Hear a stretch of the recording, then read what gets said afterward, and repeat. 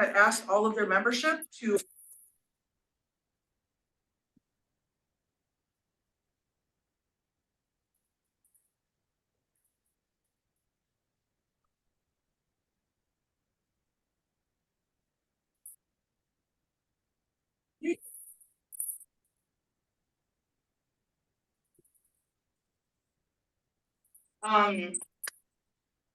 questions, and we have time at the end.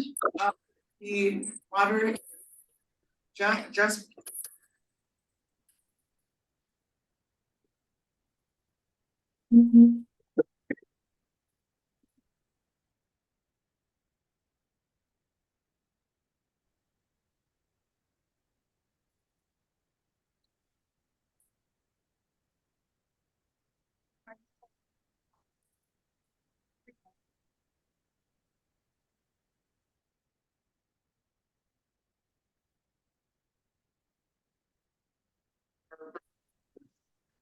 if I speak like this, are you able to hear me?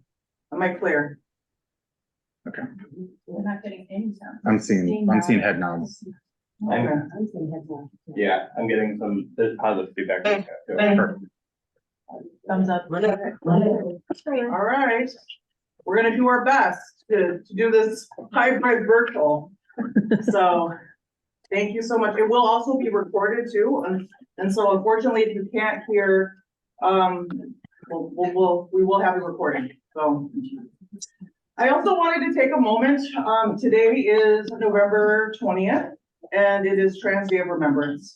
So I wanted to take a moment for us to pause in a moment of silence for our community members and our relatives that have been, their lives have been taken by transphobic behavior and violence. And so, people who are dealing with that, I think I'm a little nervous. Is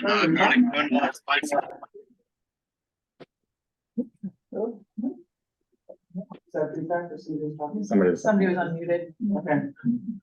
So let me start again. I would like to take a moment of silence for our community members who have lost their lives to violence. And today VFMN is actually celebrates Trans Day of Remembrance as a holiday. And so, but this is a very important time for us to all to gather. And I wanted to make sure that this, we could all still gather and meet today. So I would just take a little bit of a moment to send prayers and energy out for our community members.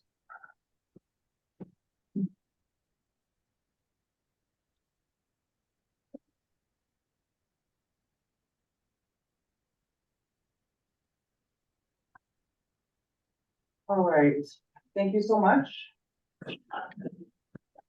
We have our first question will be read by Marsha. I wonder if we have this. Oh, go ahead.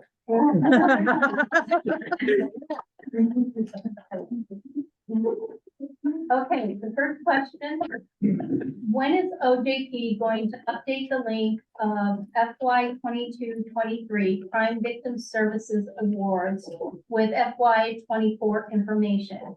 When will the victim service provider directory be updated? Well, good afternoon. For those who I haven't met yet, I'm Kate Weeks. I'm the Executive Director of the Office of Justice Program. And so I'll be fielding the question. We will be updating all of that information once all of the grantee contracts are executed. We still have a couple left, but then we will definitely be putting all of that information on our website like we have in the past. And we'll be updating our victim service directory as well. Renee, are you gonna be in on this thing? What is it? You didn't get it? I think that's all right. I think you can use it for it. I did. Oh, great. Yeah. I did. All right. Hi, I'm Sarah Flurman. I'm the Public Policy Manager at Mincasa. We all understand how important it is that systems collaborate and communicate with each other for the purposes of coordinating victim safety and offender accountability. With the creation of the new Department of Children, Youth, and Families, we're wondering how this reorganization will affect domestic violence survivors. So if either of you could talk a little bit, if you're able to, about potential changes ahead and what that will look like for victims of domestic violence. Sure. Good afternoon. Excuse the voice if it breaks a little bit. I had a little bit going on last week, feeling much better today, but it doesn't always sound that way. So if it doesn't sound that way, my apologies. Again, Bob Jacobson, the Commissioner of Public Safety. It is a pleasure and an honor to be here. Thanks for the invitation to be here. I see a lot of familiar faces and a lot of new faces in the crowd, and I'm sure online as well. I was sworn in on January 2nd, so this is nearing the end of the first year of my time here as the Commissioner of Public Safety. And if I could just take one moment and I'll answer your question, but just give you a little bit of background on myself so you understand my perspective on domestic violence and on public safety in general. Most of my time was spent in law enforcement, 33 years in total, primarily in the city of New Brighton. I worked with some of you in Ramsey County and Tubman. And even back in the day, Family Violence Network. Anybody? Okay. All right. Okay. So we go back. I started that job in 1983 as a police officer. Some of the work that I did in the city of New Brighton, as some of you would know, worked in patrol, but I also worked several years in investigations. I investigated all kinds of cases. As you know, a lot of times suburban agencies, specialties kind of come to those that have interest in certain areas of investigations. Mine ended up being child abuse and sexual assault cases. Those seem to be the ones that I drew more often than any of the other investigators. So I had a number of years investigating those cases and responding. And then through my time, I rose through the ranks. I retired in 2016 as what's called the Director of Public Safety. So I oversaw police, fire, and emergency management services in the city of New Brighton. But again, appreciate all those who I worked with in the past in those organizations. I was telling some staff this morning as I was talking about coming here, domestic assault, domestic abuse, domestic violence, all of those terms. When I started in 1983, it was even prior to a lot of the mandatory arrest policies, things that really were very different then. And I'm glad to see that we've been able to make some changes over the course of those many years. And then just, I've met at least one of you who asked me, why am I still working? Because I did retire in 2016. Public service is in the heart. Yeah, like it is for all of you. I know you don't do this for the money or the fame. And I certainly don't do that either. When I retired in 2016, my retirement lasted about 2 days.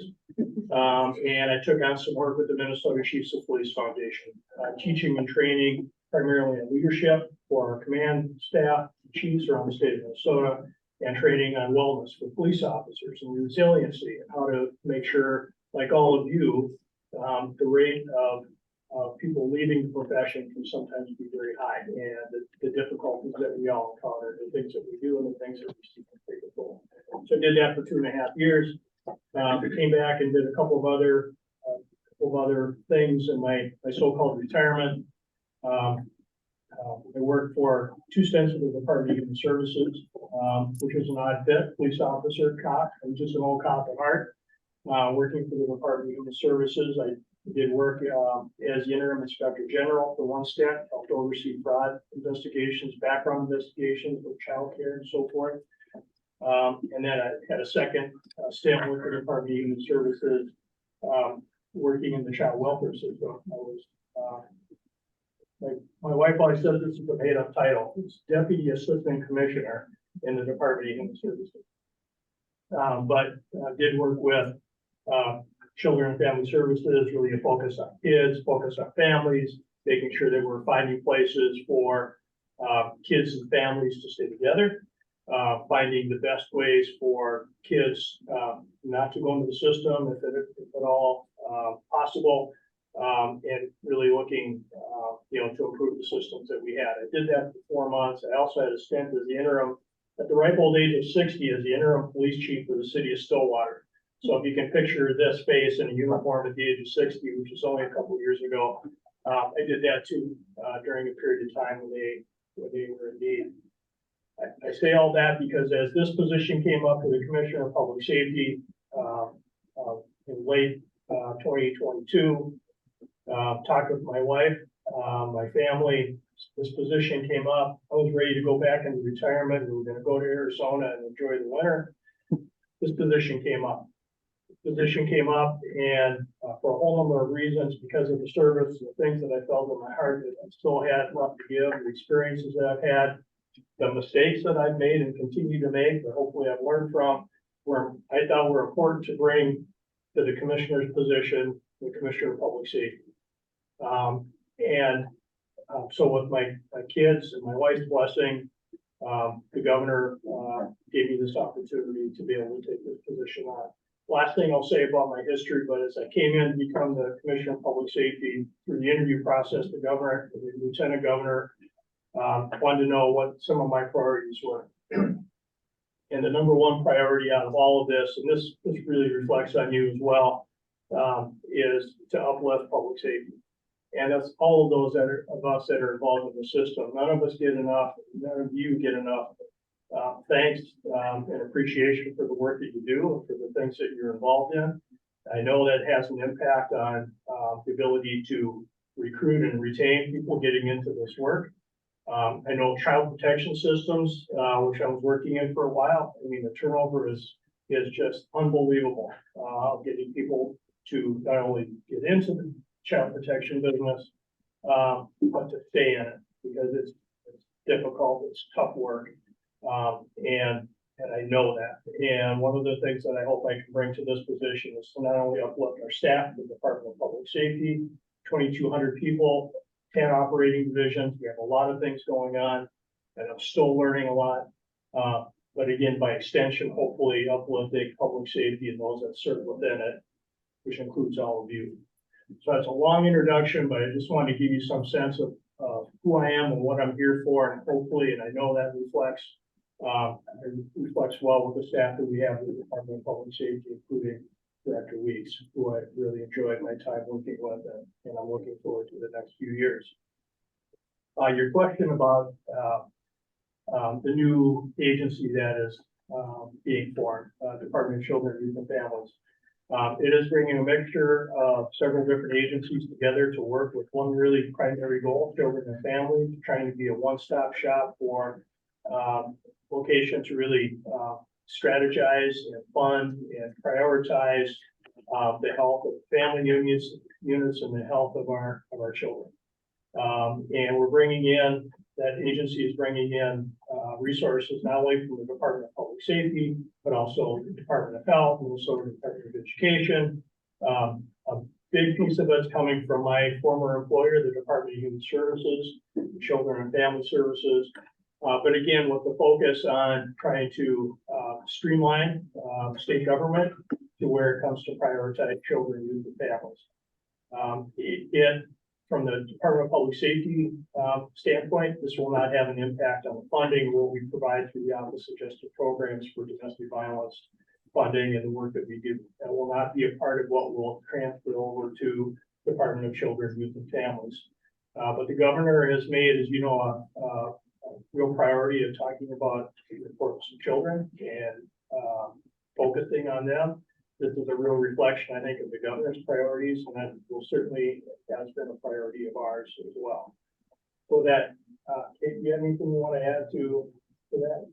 No, just the clarification. There are DPS programs that are moving over. So that is part of our Youth Justice Office, the Juvenile Justice Advisory Committee, the new Office of Restorative Practices, and our Youth Intervention Program grantees. Those were the ones that are designated to move over, and that won't be until July 1st, 2020. So that will still be a piece of OJP into the foreseeable future. Thank you. Yes. Good afternoon, Commissioner. Nicole Matthews. I'm the Executive Director of the Minnesota Indian Women's Sexual Assault Coalition. So as I'm sure you can attest to based on your experience, domestic violence is a patterned and recidivist crime which takes considerable time to unlearn. Batterers intervention programs are among the most effective means of changing abusive behavior, yet they remain grossly underfunded and hence the unmet need for batterers intervention programs, services. The need for the services are high. What can we do to ensure the crucial services of BIP become a priority and finally receive public funding support? You know, that's a great question, and, as you all know, as I reflect on my time, there are two sides to that coin. There are victims, and there certainly are perpetrators, those that are involved. The system tends to treat those differently, both in funding and end results. I do realize from experience, I did some short-term work, a couple of sessions with Breaking Free, working with men who are involved in prostitution, and I found it really enlightening as I sat through those sessions about those men that were really in need of some assistance and services to better their lives. And many of them had already taken that course. Several men who had been arrested and prosecuted came back to talk to in that program and then saw that as being effective. So I have seen that piece of the system. But I know that right now funding is limited, and the programs are certainly limited. We're really trying to, as we move forward through looking at the best solution. I mean, that's a piece of the puzzle. We'll look to all of you as well to give us your best recommendations on how we integrate that. Again, in my 11 months here, I'm still trying to figure out, as many solutions and ways that we can work together as we possibly can. As you know, funding is always an issue, and finding people who are willing and able to do that work. But we do realize that a big piece of solving the crime problems is, obviously addressing some of the issues that the perpetrators have. And I know the Department of Corrections also has been working very closely with them as well, and taking a look at those who are exiting the prison system and how do we best bridge that process for them coming back out onto out of prison. It doesn't work, just to open up the door and say good luck. We need to provide some resources and services too. So we're having those discussions. I don't have anything that right now that I can share with you that we're going to be able to pull out and do right now. But that certainly, would be a piece to the puzzle that we need to solve. So it's a great question. It's good to remind us of all of those pieces of the system. Kate, do you have anything you want to add? No, I agree, and whatever is done at the state level needs to be done in partnership with all of you. That is not something that the state decides on its own. It needs to be in partnership on what that funding looks like and what that program looks like. This is Guadalupe Lopez, Executive Director of Violence Free Minnesota. Question 4 is, does OJP recognize their flat funding decisions are equivalent to funding cuts when the cost of living increases in healthcare benefits, the cost of goods needed to conduct business are factored in? Yeah, thanks for the question. Appreciate it. Kate can answer this too. Resources are always the key, and we also know that the cost of doing business, no matter what it is, continue to go up. And we know that in order to attract and retain people to do this work also continues to be more costly. We do realize certainly that maintaining isn't always maintaining, and we get that, and I understand and I sympathize for those challenges that you face. We are working, diligently trying to take a look at where we could be of assistance. It's a big system, and legislative priorities are multi-layered. Many people are weighing in on how we go about to our legislative priorities. But just know, I've read some of the material, some of the issues that some of you are facing, closures, the layoffs, and certainly that's not what we want to see. And I wish if I had an easy answer today to be able to give you, I certainly would, but It's complicated, as you know. And we're trying to do our best to make sure that we're paying attention, at helping you who help our victims. Okay? As always, hard act to follow. Yes, unequivocally, we absolutely understand that impact. In the last competitive cycle, we had about $63 million available and over $102 million in requests. So that's about $40 million of need that was not met this last competitive session, and that is the reality. And Minnesota right now, because of the legislative investment last year, is able to keep stable funding as opposed to cutting, which a lot of other states are doing. But stable funding, as we acknowledge, does not mean there's not cuts or closures that are having to happen because costs are increasing. We do hold that information, and the letters and the feedback in this town hall are so important to really talk about what is that unmet need? What does that look like? What are the things that programs can't do without additional investment as they're facing these increased requirements, and there's increased demand and there's increased costs. So that's why I'm grateful that we're doing this, because then we can talk about that. We can label it, we can lift it up, we can show that there is this unmet need in Minnesota and more investment is needed. So yes, we do. I'm gonna go next. I'm Becca from Minnesota Alliance on Crime.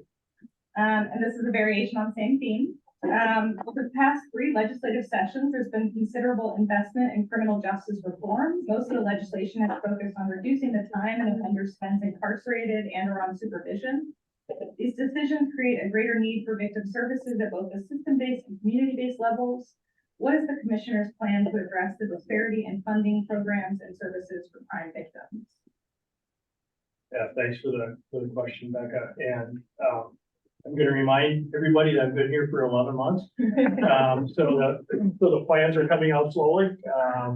But I understand if you tweak or impact one part of the system, another part of the system, upstream or downstream, will be impacted. And we have those discussions frequently with the Department of Corrections. If legislation comes through us that talks about increasing penalties, for instance, on some kind of a criminal offense, we make sure to talk to the Department of Corrections because that has an impact on them. And same thing coming back our way. So there are a whole number of things, including changes in length of stay, and I think there's a lot of positives to that. I mean, I think a lot of the discussion at our level has been how do we do a better job of taking care of our crime victims, but also how do we do a better job of those who are offenders? How do we help them get out, become productive, be able to do some good things in their life? That always a big believer that there is forgiveness, and there are not all cases, but there are opportunities again to do good things, even if you've made mistakes in your life. But again, the impacts of that certainly have an impact on the services that you all provide, because other people that might be leaving early don't always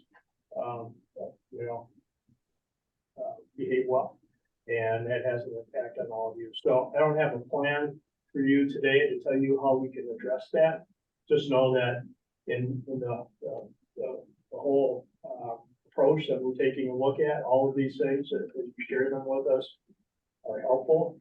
As I saw these questions come in before, it was helpful for me to think about that. That was one of those questions that I had, quite honestly, coming in, and hadn't thought anything about. I was thinking the opposite direction, the Department of Corrections, though we might be sending more people their way, and not thought about people leaving corrections early and then creating some more demand on service levels for all of you. So I hear you. I know that's an issue.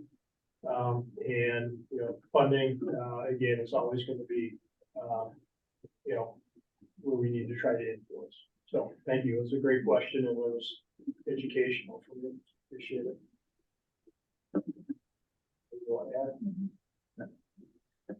Okay, in my enthusiasm past the very first question, I forgot to introduce myself. So I'm Marcia Milliken. I'm the director of the Minnesota Children's Alliance, which is the Coalition for Child Advocacy Centers and Multidisciplinary Teams. So Thank you. back a little, sorry.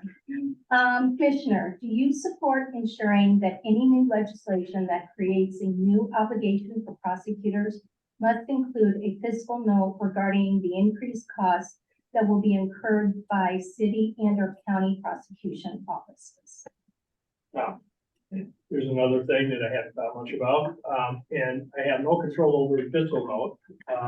That's certainly not something in the Department of Public Safety, so I can't help with that one. You know, when I was a police chief, a police officer, especially a police chief, what we always talked about as an association are the unfunded mandates.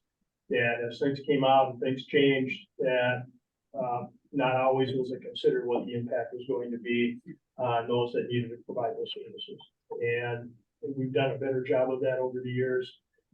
Certainly in this case, as you know, more demands may be placed on prosecutors or others. Again, it comes potentially at a cost or decrease in service somewhere else. That impact really does have implications. And so again, another one I hadn't thought much about. It will come down to, you know, priorities and funding and how the legislature decides to move ahead this year. And again, I know the frustrations have been that this level amount of funding for all of you, and I know that the prosecutors, the County Attorneys Association have their own direct line into me as well. And so I haven't heard from them yet on this one, but I probably will. But again, we're paying attention and trying to prioritize and do the best we can. So thank you. So many state agencies, including all of you, have asked statewide coalitions to help inform all of the numerous initiatives that have been passed by the legislature that are being prioritized. Not only do coalition staff sit at these tables, but increasingly the ask has been for our member programs to also participate and provide feedback, support, insight. We're seeing the growth in many state agencies to address those capacity needs. We're seeing our program shrinking. So I'm just kind of really wondering if you would support our request that state agencies pay and provide compensation to the coalitions and member programs to support these initiatives when they're asking for our input. I'm going to ask for some help and Kate on this one. If you want to start on that one? I will, yeah, happy to.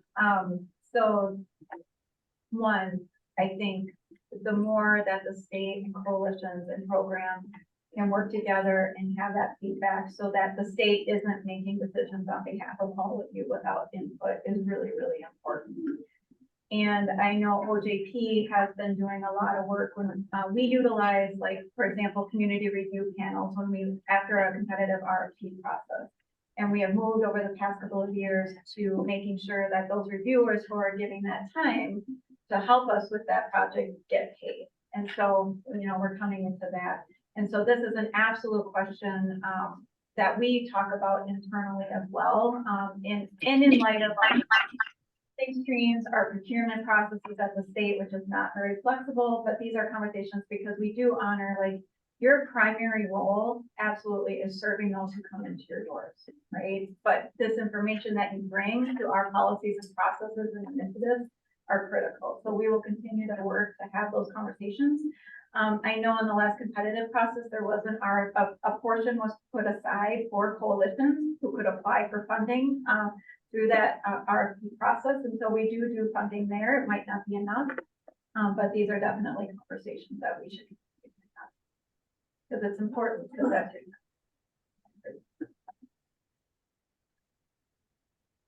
Yeah, and another funding related question.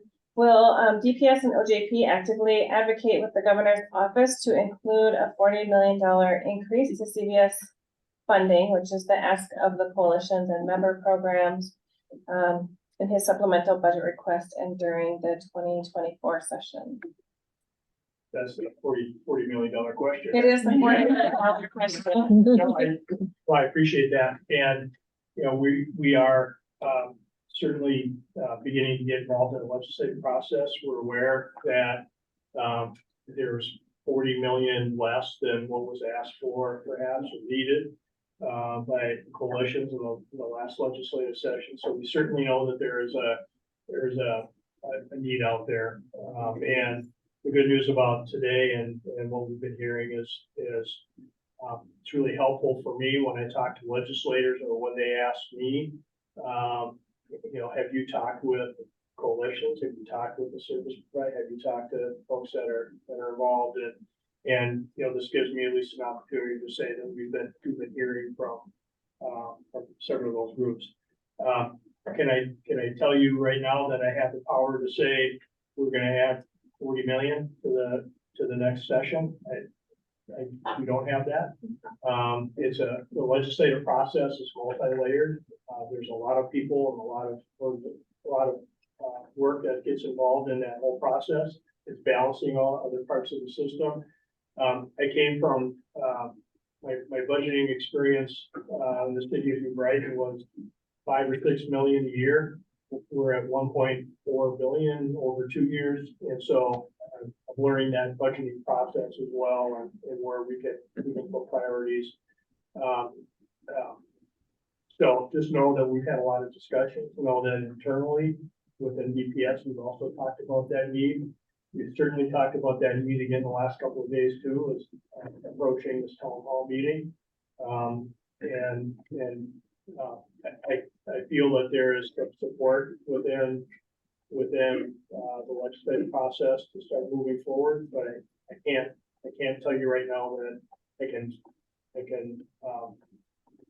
make a decision right now to be able to say, yep, that's what's going to happen. And I wish I had that ability to make some of those decisions easily. But we're really in the process, and but just know I've been hearing you loud and clear, and I've been hearing you loud. And I will say, you know, after a competitive process, we're able to, on writing and paper, see that $40 million gap, right? Like, OJP did ask, what do you need to be able to provide services how you need to in your communities? And so we can document that there's $40 million gap, and we're sharing that, we're talking about it, you know, we shared that with you. And then all of the ways that you've been reaching out as well. And not only, you know, the governor is one piece of this funding puzzle, but it is really making those connections in your communities to elected officials as well, to show the good work that's happening in community and why it's so needed, right? And without this money and without this funding and support in community, we can't be able to provide these services. And that is a critical piece as well. And we'll be able to share, you know, based on this town hall, the letters, the feedback we're getting from grantees, coalitions, you know, we can show like this $40 million, this is actually what it's covering or what's not being covered. And this is all over the state, right? It's not just a one issue area in one section of the state. This is impacting the whole state. So really encouraging you to keep those conversations going, not only with us, not only with the governor, but the legislature, your local officials, so that, because the work that you do is so critical, but it's quiet, right? Because you're protecting the confidentiality of who you're serving. So it's trying to figure out how do you lift up that we need more resources to be able to continue this work and to continue to serve. So absolutely, you know, OJP will be like, well, this is what we do. More than happy to provide that information. And if you are having conversations in community and have some questions, I also want to lift up, you know, we do track stats. And so Chris Anderson on our team, if you need more information, maybe about your program or historical information that you might have provided OJP for reporting purposes, we're happy to go in and look and get that information for you as well to help or anything that you're trying to do as well. Thank you, Commissioner and Director. Question number 9 is, will you be opening up the Child Advocacy Center Development Grant again? Is our understanding that they rolled it out in the general CDS grant, and there's some confusion. Because there was an understanding that the fund was legislatively appropriated. Yeah, great question. Yeah, but there was money appropriated specifically in 2015, and that has become part of the larger CBS granting initiative. But to know that behind the scenes, we make sure that that money continues to go to CAC activities. We are more than happy to talk through, maybe, does it make sense to continue doing it that way? Should it be pulled out and handled a different way? We're absolutely open to having those conversations, and we've been talking internally about that as well, so I'm happy to. I've got the next one. This might actually be more of a question for Cecilia, so I'm glad she's here.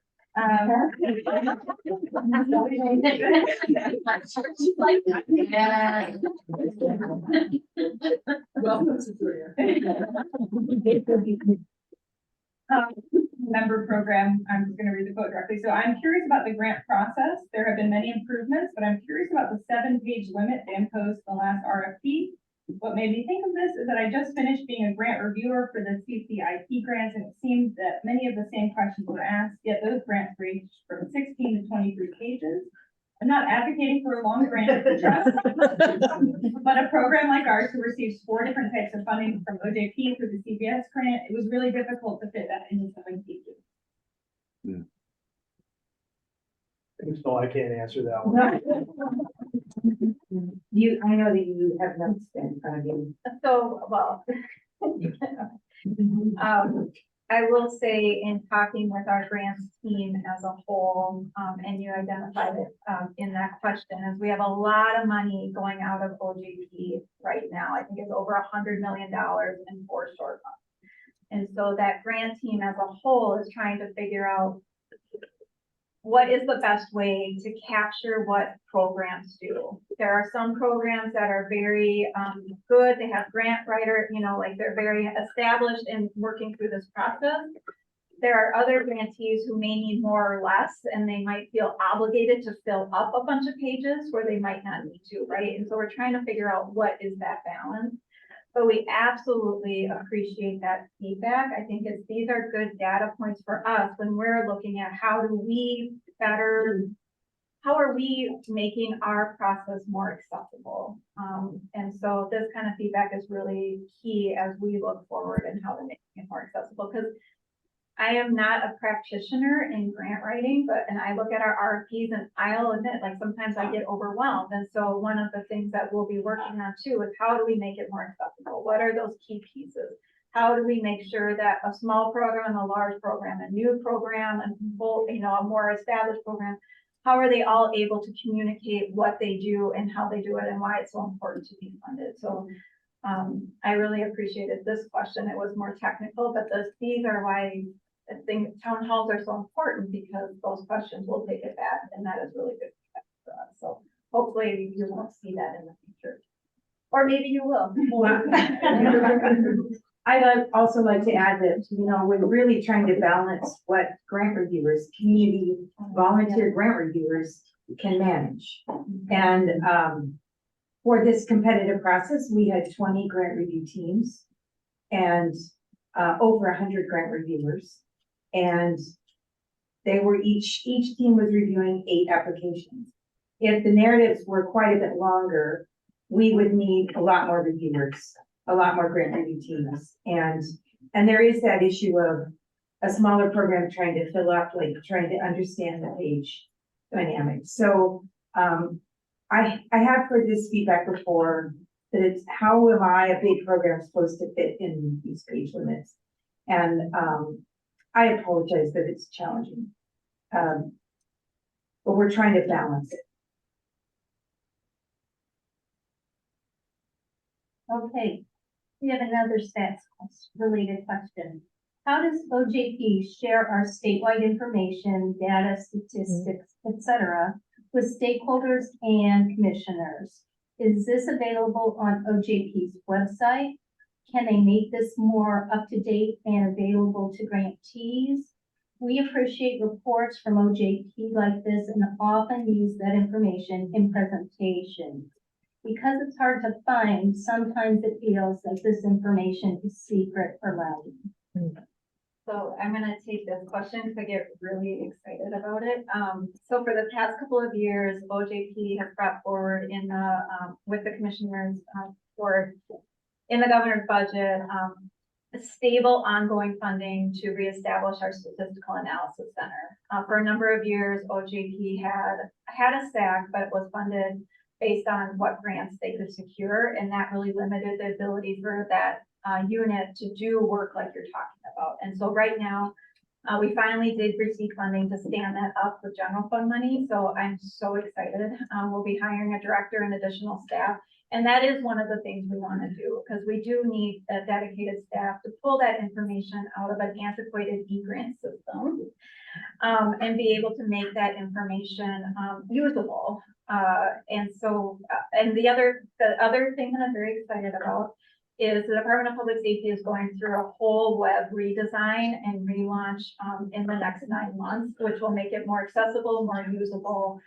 I know the OJP website, I mean, I've been here for 5 years now, and there are still times where I ask staff a question and they'll say it's on the website. And I'm like, I'm pretty sure I've gone to like all 952 gajillion pages we have. And they'll like, all of a sudden Suzanne will send me a link and there it is.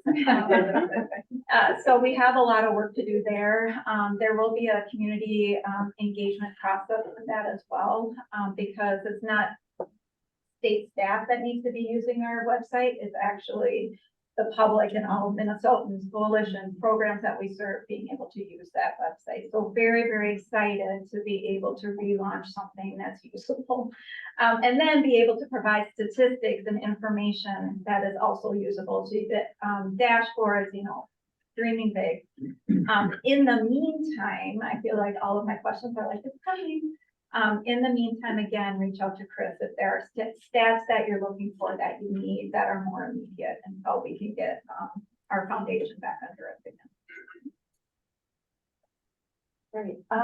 First, an announcement for all the participants and all of our member programs here today. If you are here in this room, there are handouts and also QR codes on the tables. This will bring you to a one-pager that is requesting just funding information so that we can gather all 6 coalitions, the data that we need to really make our funding asks make sense and be really clear to legislators. So if you have time, if you're able, please fill that out. It's just asking how much state funding you receive and what types over the last few years. That will help us show where the need is in really strong kind of black and white letters. And I'm assuming that's being shared with the virtual audience as well. Yay. Okay. And then I'm actually not going to ask this last question because it's a repeated question, but just sort of hoping that the commissioner and the Department of Public Safety can and will support including this funding that's critical to domestic and sexual violence survivors in the supplemental governor's budget. Well, and again, you know, I know you didn't phrase it as a question, but thank you again for the opportunity to be here today. It really is helpful for me, especially being old, but new as a physician, to be able to hear directly from those that are serving our crime victims and serving those who are in need. It means a lot to me that you are willing to hear from me, even if I can't give you all the great answers. Just know that what you do say and what you have shared with us and what I hope you continue to share with us will be listened to. We will take it all in, and we will do our best to walk beside you as you're doing this great work. And as we can be influencers, we'll do what we can. I think for those of you that know me, the heart has always been in it. It is still in it. Especially for those of you that do the work, I know how critical it is. I know how important it is. And I just want to thank you for what you're doing.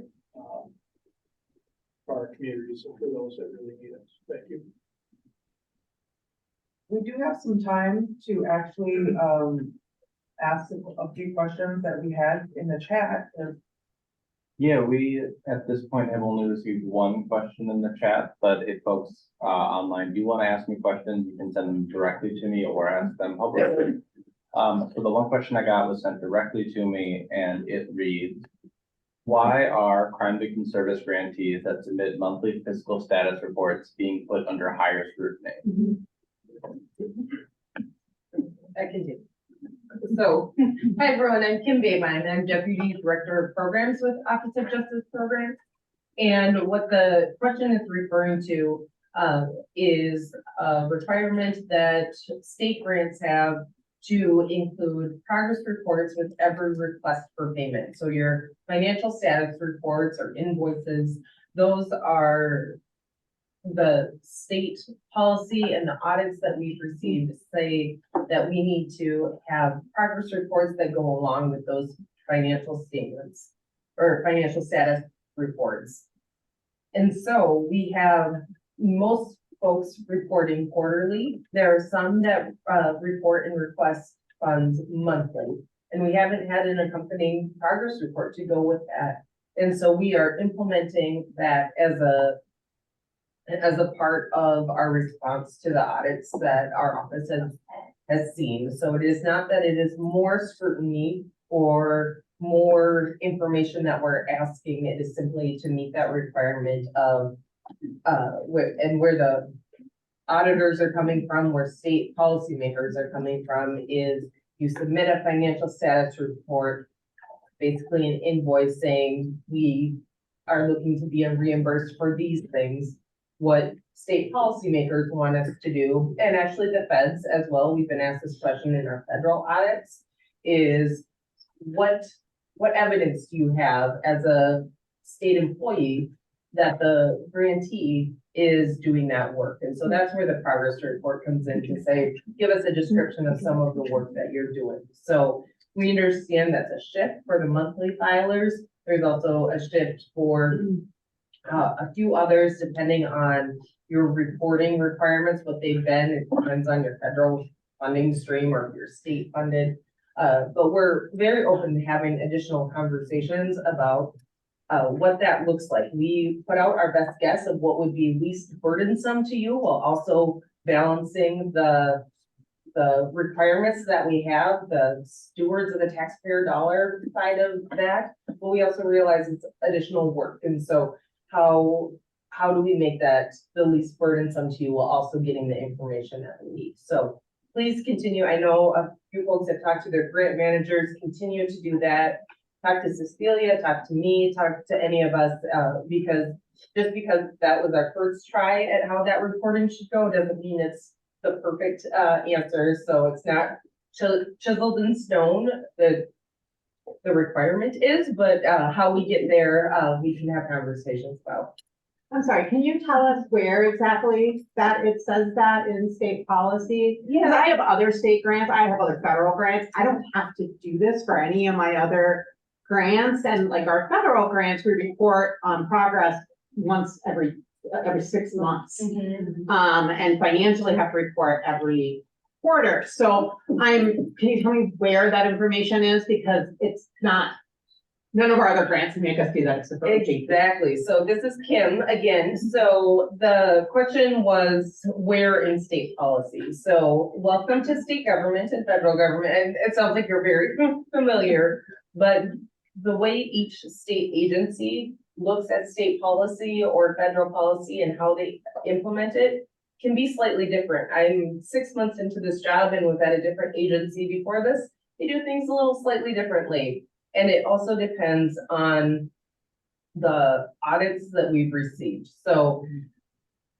Department of Public Safety has received a couple audits of the Office of the Legislative Auditor recently. And that's where the more specific and more detailed requirement for the progress reporting with every FSR comes. Now it's subject to some interpretation because of the way they stated it, but it's something that we talked about communicating that broadly, so that folks can see where that is. So I'm happy to follow up with you and show you. I think it's policy 0808, but I mixed those up with the granting policies. So I'll definitely follow up with you after, and it's something that we can communicate broadly as well. That would be great, because I did ask my grants manager and I was just told, well, it's something we were told out of an audit. So having you're saying it's chiseled in stone, so I'd like to know which stone is actually chiseled in. That would be really useful to know, again, because if it is chiseled in stone, then I would have to question, why are my federal and my other state grantors not following what's chiseled in stone? So I should follow, or based on that, this is Kim, should say that the requirements, there's progress reporting requirements that are chiseled in stone. The way that we have interpreted that audit is that is the requirement that we need to have progress reports for every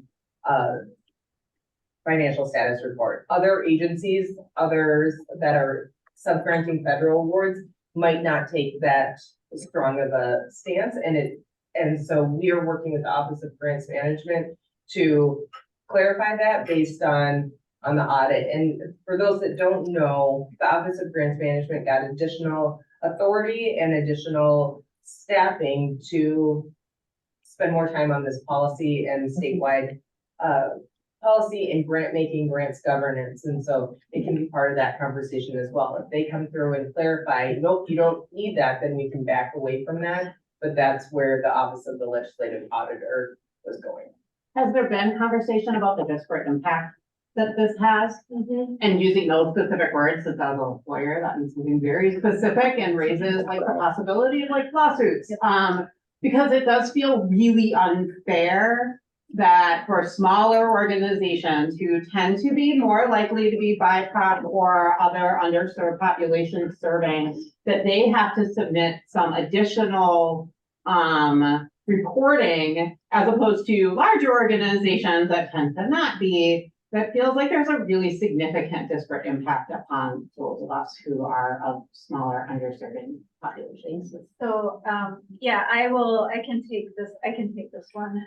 So the Department of Public Safety, as Kim has mentioned, has been through a number of audits just in the past 9 months. And they have a lot of findings and things that we have to do to meet those findings. And so we are doing a lot of work internally as DPS as a whole on what granting looks like coming out of the Department of Public Safety. And it is difficult because auditors, the Office of Grants Management, and even staff who might not familiar with the granting that OJP does, it's really easy sometimes to make findings in a vacuum. And you're absolutely right. Some of these changes will impact organizations differently.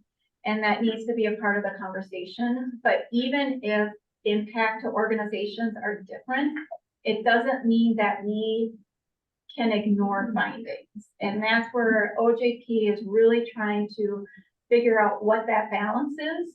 How do we best make sure that our grantees are successful while we're meeting our obligations as well? And so one of the things that we're doing is we're hiring additional grant staff to be able to do more work with our grantees as we're going through how we're adjusting how we do our granting and responding to these very significant audits. But we're also hiring, launching community engagement staff, one of which will be directly assigned for grant capacity building, training, technical assistance. And so we might not be able to change the requirements and shifts we need to do based on these findings and audits. But what we can do is we're trying to staff up to better support grantees, because I think it's going to be some changes coming down the line that may or may not be easy. So we want to make sure that we're supporting all of our grantees, because you all need to be successful in meeting these requirements, just like we need to be responsive to the audit. So please keep reaching out to your grant managers, because I assure you they are collecting these concerns, they're collecting this feedback, and then I can take that back to those who are not doing direct granting to say, here are some of the challenges we're facing. Can we look at this a different way? Is there another way to meet this audit finding in a different way that is not annihilating our grantees? Because we do understand your number one job is to serve. Your number one job is to not be giving me a lot of data, you know, like we need to make sure that both of those things are being met, because the reality is if an auditor comes back and we have not adjusted what we do to meet their findings, that money, we lose trust and that money can go away. And so that's what I don't want to happen, but we need to find that balance, right? Yeah, and I don't want that to happen either. And I think part of that is you're talking, there's also communication that needs to come from OJP to us as grantees, as opposed to me submitting my FSR and then being told later, hey, just kidding, until you do this thing, we're not gonna like approve your FSR.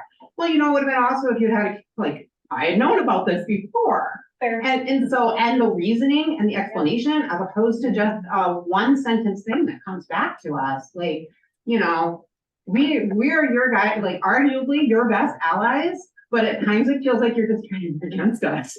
Like, we need information from you too, as opposed to just us giving you information. So.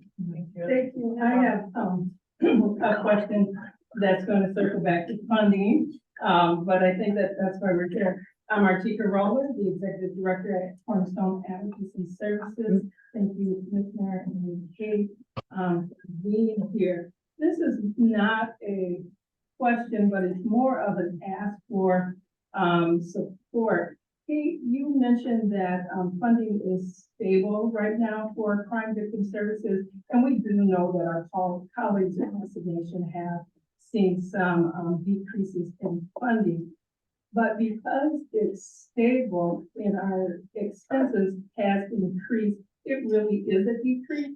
So as we talk about this in 2024, can we talk about a narrative that's actually rooted in what we're experiencing? Although funding is stable, because we're having expenses rise around benefits and just hiring quality folks is costing us more. We really need to look at that as what it is. It's a decrease in funding. It's not getting us or supporting us where we need to be. I think the second part of that, some of our frustration has been that public safety has received increase when they talk about the impact for their staff and ability to do their benefits increase and their ability to get quality staff. We see that them getting, certain departments get an increase. What we're asking for is that we know that funding is difficult, that there's more requests that are coming in that we can possibly meet the community. But at some point in time, when we're talking about crime victim services being a critical part of public safety, we gotta see that decrease come our way as well. Because I think that the coalition do a good job of telling our story and what we need and what's impacting our community. But we're not seeing the commitment and dedication to actually making sure that there are points in time where we're seeing the increase that the other part of public safety. So that's my ask, is that as we talk about 2024 and what our increase is, or funding at, can we really talk about that, the is not good enough right now. And in addition, that we're an important part of the wills that make public safety happen. And we also do that. Yeah, I am grateful for the increase that we did receive, but it held in comparison.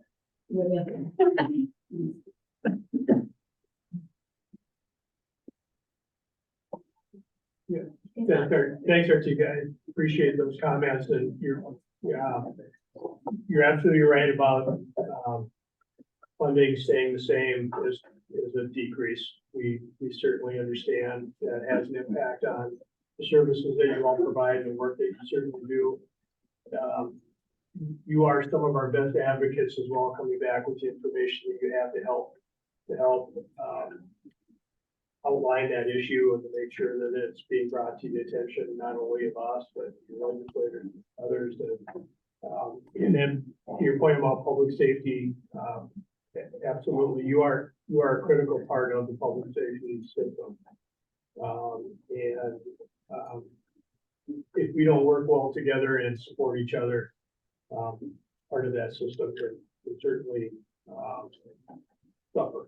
And so, part of what's been critical for me to hear today is the issues that you're facing, critically aware of the funding, challenges that you have. And again, as I mentioned before, just, I hear them.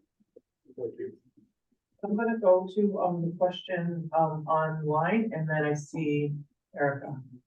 Yeah, so there's a few questions online, and we have two that are kind of related to each other. So I'm gonna ask one of these, and then before I kind of surrender the floor back to everybody, this same asker kind of had a follow-up, but it wouldn't make sense to ask you 4 questions at once.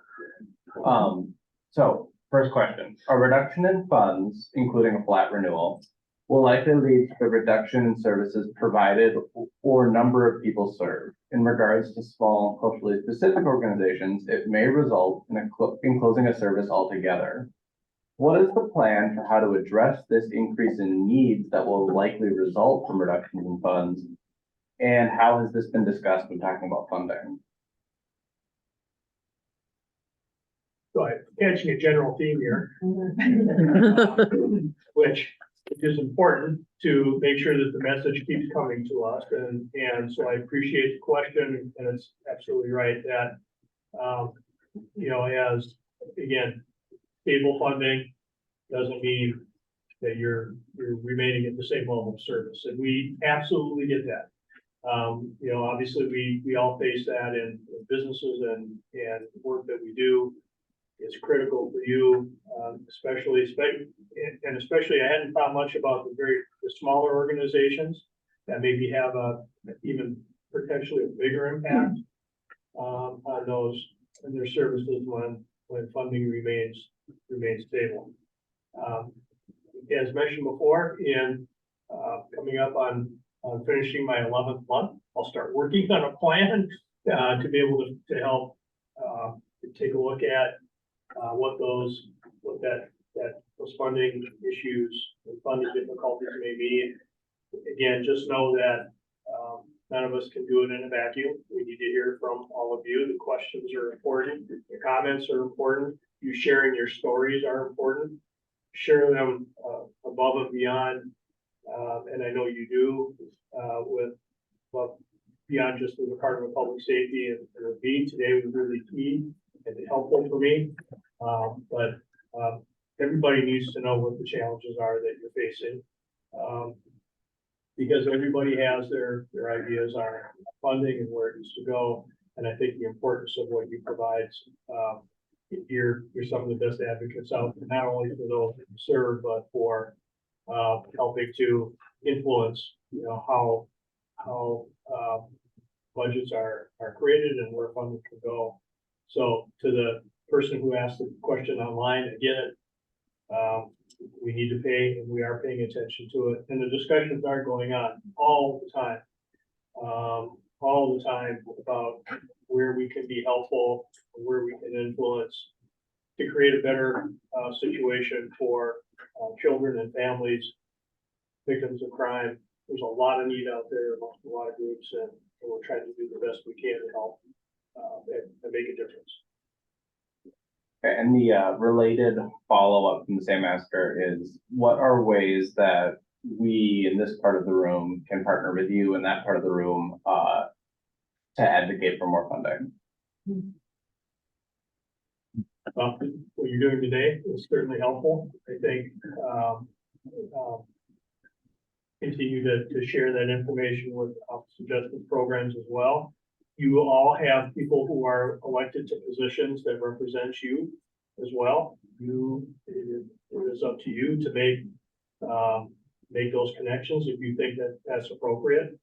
It's not my place to tell you you should talk to legislators, but if that's something that you think would be beneficial to share your story, and share your challenges especially. I think that that's really important. But yeah, just being open, being transparent, sharing the challenges that you're facing. You know, highlighting, you know, those that have been well served and that they have those this. I think, you know, when we think about, we're desperately looking for good stories. We're desperately looking for good news. And you all have some good news to share.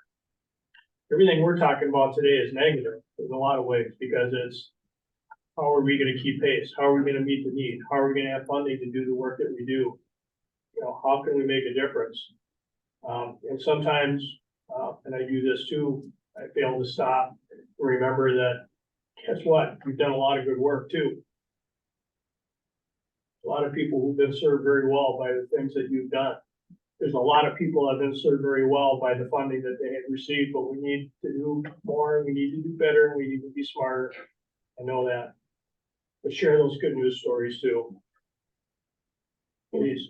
And I think it kind of coalesces with what Director Roller was talking about, is it's when you think about protecting those in community, it really is a spectrum. Like, you know, a law enforcement response is just a piece and it's one and done. The work you do circles that. It's the prevention, it's the outreach, it's the advocacy afterwards. That doesn't just stop. You know, I know that some of your programs are serving people for years, right? And so that story is really important too, when you talk about the good work that you're doing, is it's not just a shot in the arm at one time. And we understand that at OJP, you know, it's really telling that story. Like, you are a piece of the solution. You're a piece of violence reduction. You're a piece of intervention. You're a piece of making sure that people in your community can go to their jobs and kids can get to school, and you're a piece of that fabric in your communities. You know, we talk, you know, these numbers, you know, we see them on spreadsheets all the time where we talk about a $40 million gap. Your role, you are the ones that can provide those stories. What does that 40 million, what does that mean? What are we doing? What is not going to be done if we don't have this investment? And what a key piece you are for that. So that where I think, you know, OJP will continue to tell those stories, but I don't have all the stories you have, or I don't have that direct connection to the community that you do. I can, you know, this information, and Commissioner and I will bring this back. And I can tell what happened in the competitive process, but your role as advocates, like, you know this better than any of us, how important this is and to the threat of your community. So I was. Erica? So my name is Erica Sabak, and I'm the director of Hope Center, and we're a small rural program in southern Minnesota.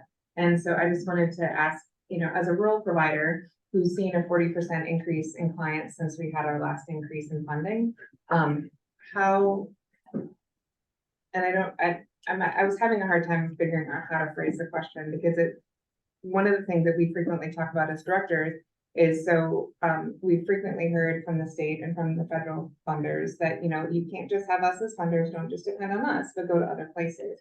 And so then we go to our city councils and we go to our county commissioners and we go to other agencies who then tell us, oh, well, go back to the state and feds, is that where you get your stuff from? And then we have to go to the, you know, the Lions Club and the Rotary and all of these different places. And for an agency of 6.5 people to have to go to all of the meetings, to attend all the meetings late at night when your kids are home in bed, and you're doing all the things, just for rural programs in particular, who don't have, you know, the 20, and again, not to say metro programs, I love you. And I know it's not, I know it's in here too. However, you know, we don't have 3 different foundations to go to. Like, that's it. In a rural community, you're scraping together all the different things. And, you know, to send somebody to another agency, you're having to pay them to drive there, and just all of the things become exponentially different in a rural community. And so I guess my ask is what do you guys see in terms of your rules for agencies, you know, in terms of like, and not that you'll give me a straight up percentage, but just like, can you help me with what that would look like if you were ideally funding a mythical agency, you know, where would they be getting the funding from? number one, Yeah. is to respond to the greater Minnesota aspect. Just a quick story, I was just, Jordan Hultoffer, our chief of staff, he and I were both in, Cook County. Grand Marais, actually Grand Portage, where we ended up 5 miles from the Canadian border. And we met with, almost all of the countywide Cook County emergency responder leadership, in Cook County. And so again, very, very rural, difficulties in finding funding. Their radios and equipment were ancient. Their ability to get people to do some of the work was really difficult to find people to do it. The funding for paying people to do that work, it was eye-opening for me.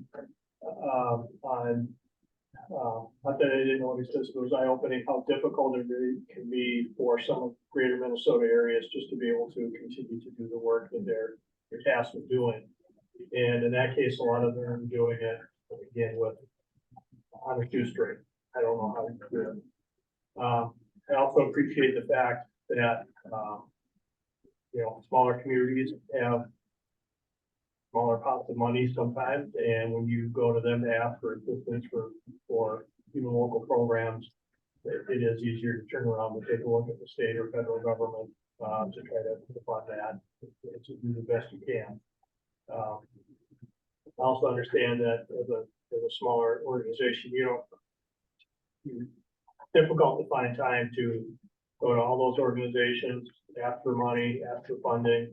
It's difficult sometimes just to know how to navigate where your first stop is. And for us, obviously, it's the grant programs and, trying to assist, but I always hope that city and especially county funders will also have an understanding of what you're working through and some of what you're dealing with, and still need to make that same case, for those organizations about the needs, about the success.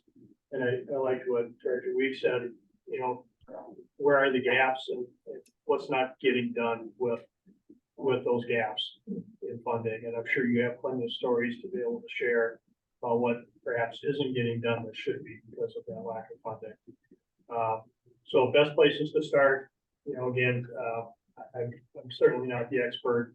I can always ask that you also try to find local funding because they know you, but we also know you as well, and we'll do our best to provide, grant funding as available. But I'm getting educated in my 11th month on some of the challenges that are sometimes different, metro-centric to greater Minnesota, and I know that's an issue. Yeah, I mean, it's very community specific. Not all communities have the same resources. Absolutely. I don't know how you fund a hypothetical organization, but I know it's difficult to piece those pieces together a lot of the time. It doesn't mean that the work isn't there and needed.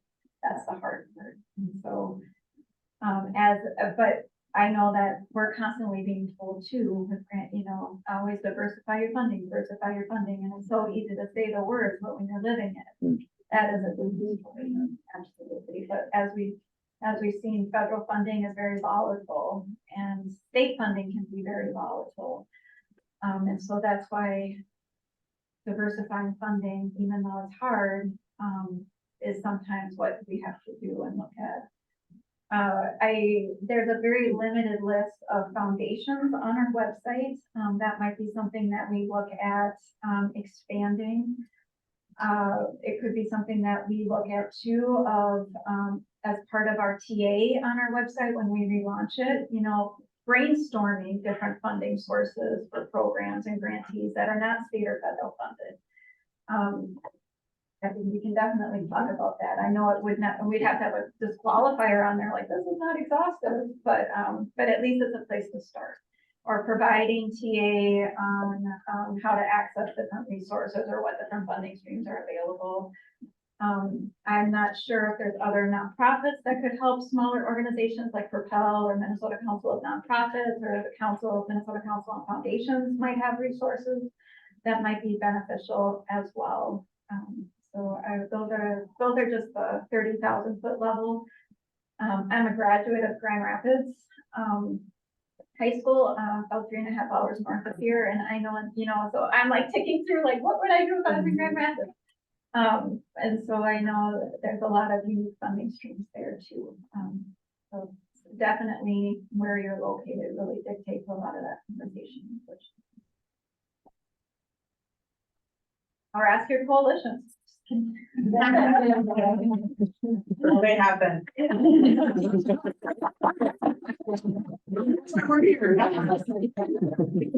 I'm sorry, right in this room.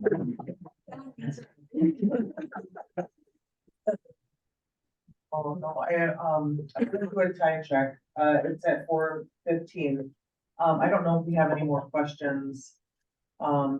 We do have one, it's, how will OJP distribute the fundamental funds if allocated, e.g. via percentages of current funding, RFP applications, etc.? How we distribute the funds? That's, So we do, by law, a competitive grant process. And so, how we do our funding decisions is one really based on the amount that someone's applying for, right? And then there's criteria that are looked at, to make those determinations. Our funding is not formula based. It is through the competitive grant process. I don't see anything else online. If I missed your question, just resend it to me really quickly, but I don't see anything else.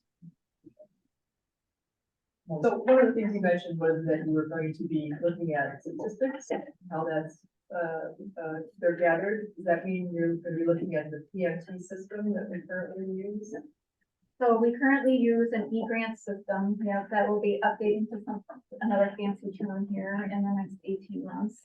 But what it'll be, that is our grant system. That is where a lot of the data lies, that we would look. So we're looking at standing up a statistical analysis center, which kind of is like a research arm, evaluation.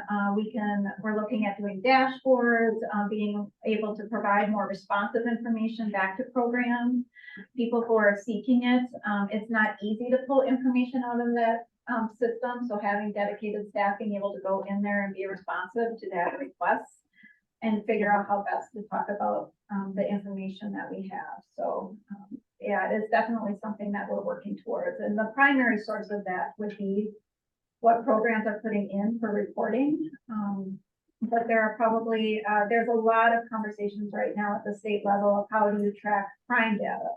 How do you track victim data? How do you track patterns or gaps or services? But data is tricky.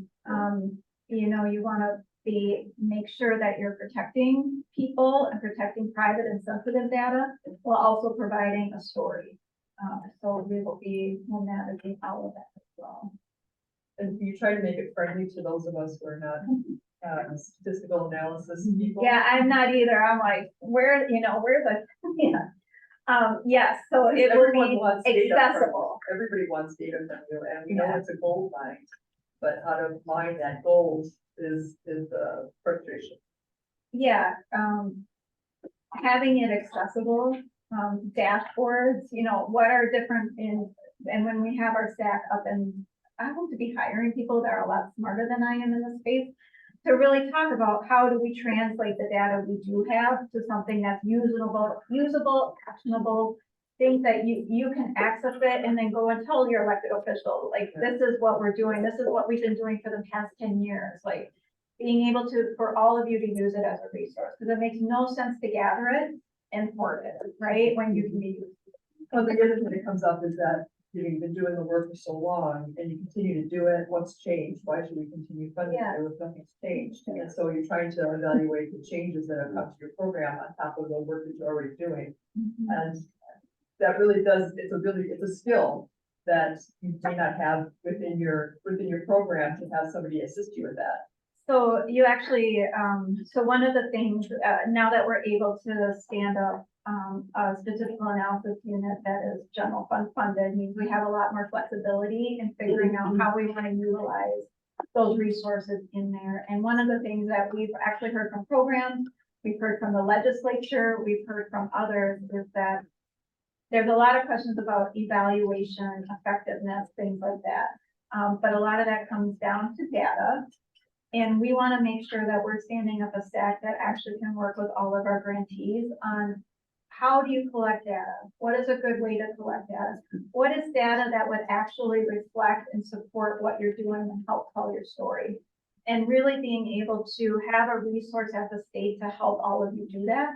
Because not only will you be able to use that then to tell your story, but it will also help you in other avenues, whether it be reporting, finding other funding. And so we really want to be able to provide that resource, because you're right, it gets unmanageable, and especially if you've been doing it for decades, you know, even with your own records, you know, to be able to have that information with us and have staff who are skilled in this, because it's not me, but to be able to provide that as a resource to support the work you're doing, I think is very important. So yeah, that is one of my goals.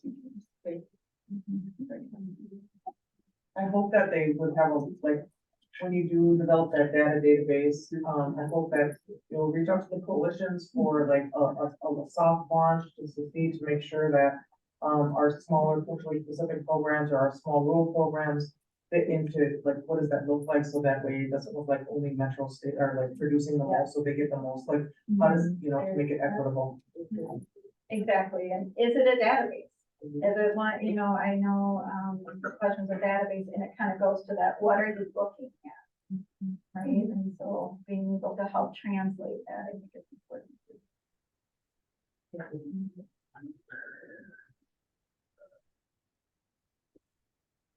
421.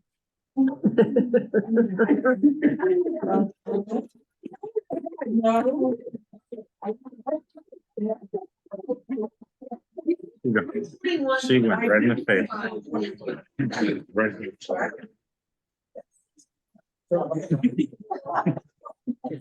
face. So, one last put up questions before we actually say thank you to the commissioner, Director Weeks, Cecilia, the other OJP team, to say thank you for showing up. And I want to say thank you to all of you for submitting questions, for being here in person, for being in solidarity.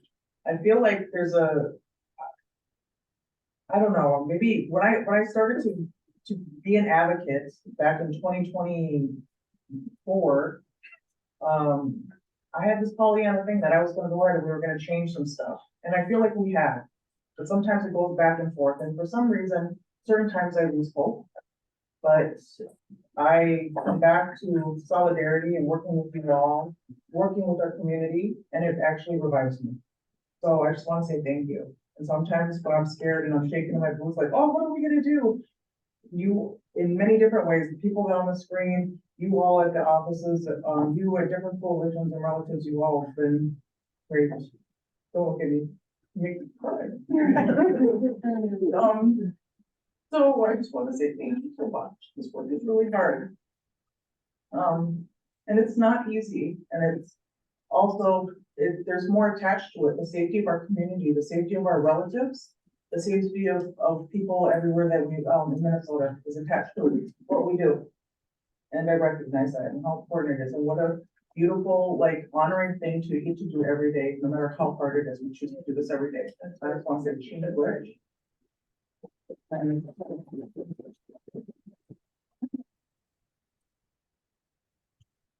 So thank you again, everyone. I don't know if there was any last things. Nicole, every time I listen, it makes me cry. I think